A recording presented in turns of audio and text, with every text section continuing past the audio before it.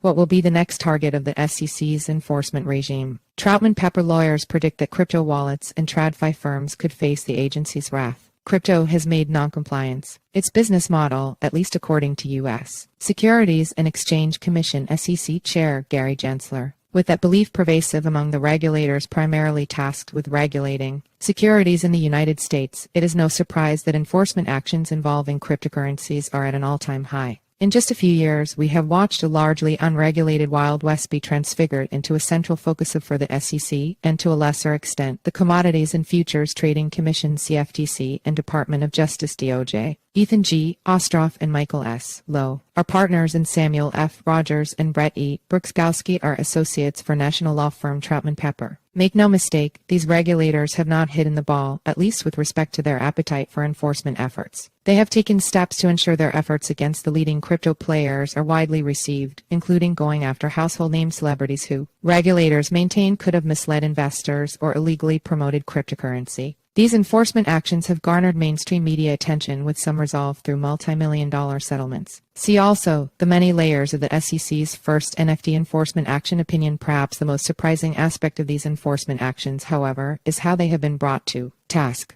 One might expect a new wave of tough legislation aimed at regulating cryptocurrencies and other digital assets. But you'd be wrong. Enforcement activity tells a very different tale. These enforcement actions are founded upon law that is, in some cases, 90 years old. As regulators continue to ramp up enforcement efforts by relying on novel interpretations of existing law, two questions arise. What is next? And what will break first, our antiquated securities laws or the crypto industry? What's next? Crypto wallets. Having closely observed the actions of regulators, we envision crypto wallets and certain digital asset transactions will be the next target. Drawing from prior federal enforcement actions and signals from these agencies and publications and notices, we anticipate that digital asset enforcement will grow in two ways. The Securities Exchange Act of 1934 Exchange Act may be interpreted to encompass regulation of crypto wallets as brokers and traditional financial institutions subject to anti-money laundering and know your customer laws. AML/KYC will face challenges with compliance in the digital asset space in light of tools such as mixers. The first sphere of regulation in which we predict expansion involves the regulation of crypto wallets as brokers. This notion was first raised by the SEC in its Wells notice to Coinbase sent before it sued the crypto exchange. Among other allegations and assertions made in the notice and repeated in its lawsuit, the SEC alleged that Coinbase Wallet, a product that provides users self-custody over their digital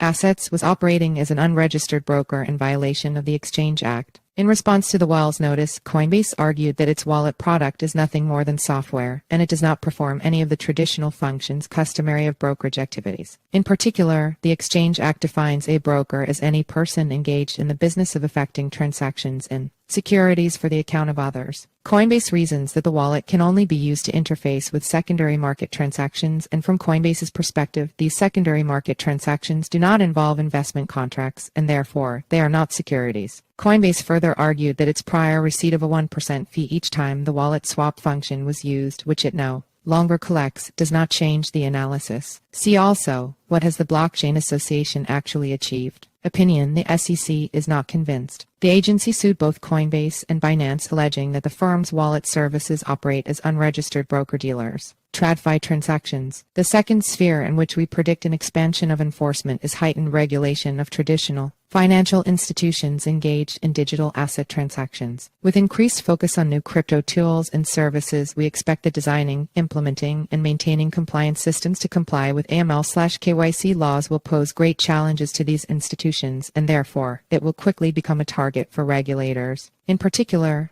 enforcement of AML/KYC laws in the digital asset space will require these institutions to rely largely on information beyond their control. Take, for example, a proposed internal policy of flagging transactions where more than 10% of the value can be traced back to proceeds of a theft of assets. Realistically, a compliance program capable of such flagging will require the cooperation of third parties well beyond the capabilities of most companies in or out of crypto. First, the theft must be known, and the wallets/coins involved must be traced and identified, whether by a government entity or a private investigative body. Then a repository must be created to maintain that information. To the extent multiple repositories of this sort are needed to track the coin flows related to many thefts and hacks, the diffusion only makes the problem more expensive to solve. Finally, once a company that wants to screen for illicit and problematic transactions, it must screen the data against each and every transaction, flagging those that are problematic. At every step besides the last, the financial institution must rely on the work of others to generate the inputs that help drive the compliance program. This decentralization makes compliance costly, both in terms of time and money. Rapid expansion. The landscape of crypto enforcement is rapidly expanding, and it has left some institutions feeling bamboozled by regulators. Citing a lack of regulatory clarity, Coinbase CEO Brian Armstrong said during FinTech Week in London that anything is on the table, including relocating or whatever is necessary. It is not hard to imagine that. Most crypto market participants agree with Armstrong when he says, "We just want a clear rulebook." See also, is Coinbase disillusioned with crypto? Opinion, but rather than create a clear set of rules to regulate the crypto space, the various federal agencies tasked with regulating have instead relied on novel interpretations of decades-old laws, which, at their inception, could not have contemplated the very technology upon which digital assets rely. In some ways, it begs the question, have the crypto market participants really made their business model one of noncompliance, or perhaps is the apparition of noncompliance merely a byproduct of regulatory confusion? While we wait for the rulebook, investors and exchanges should work with legal compliance teams to ensure that their transactions will fall in line with the ever-differing interpretations of the federal securities laws and banking regulations and their application to the cryptocurrency industry. Each transaction presents unique regulatory hurdles created by the federal agency's insistence on applying decades-old laws to a rapidly evolving industry.